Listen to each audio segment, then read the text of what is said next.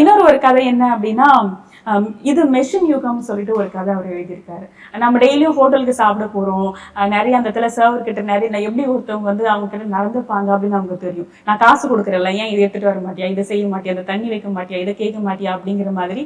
ஆனா இந்த இடத்துல அவர் அணுகிறது எப்படி அப்படின்னா, அந்த இடத்துல அந்த ஒரு சர்வர் வந்துட்டு எப்படி அவனுடைய அவனுடைய மொத்த அவனுடைய குணநலங்களையும் எப்படி அந்த இடத்துல மாத்திக்கிறான் அப்படிங்கிற ஒரு கூர்மையான ஒரு பார்வையை முன்வைக்கிறாரு. ஏன்னா அவன் வரான், என்ன இருக்குன்னு கேட்கறாங்க, அவன் திரும்ப அப்படியே ஒப்புவிச்ச மாதிரி ஒரு கம்ப்யூட்டரைஸ்டா ஒரு எந்திரம் தனமான எப்படி எல்லாம் என்னென்ன இருக்குதோ எல்லாத்தையும் ஒப்புவிக்கிறான். இதை போய் எடுத்துட்டு வா, ஏன் இன்னும் கொண்டு வரல அப்படிங்கிற மாதிரி சொல்லிட்டே இருக்கும்போது அவங்க எல்லாத்தையும் ஓடி போயிட்டு வரான், கொண்டு வரான், எல்லாமே பண்ணிட்டே இருக்கான். அப்புறம் அவன் பில் செட்டில் பண்றான். அவங்க வெளியே வரும்போது அவரோட கர்ச்சீஃப் கீழே விழுது. அப்ப அவர் எடுத்து கொடுக்குறாரு. சார் உங்களோட கர்ச்சீஃப் கீழே விழுந்துட்டு அவன் கீழே குனிறான். ஆனா அதுக்கு முன்னாடி அவர் எடுத்துக்கிறாரு.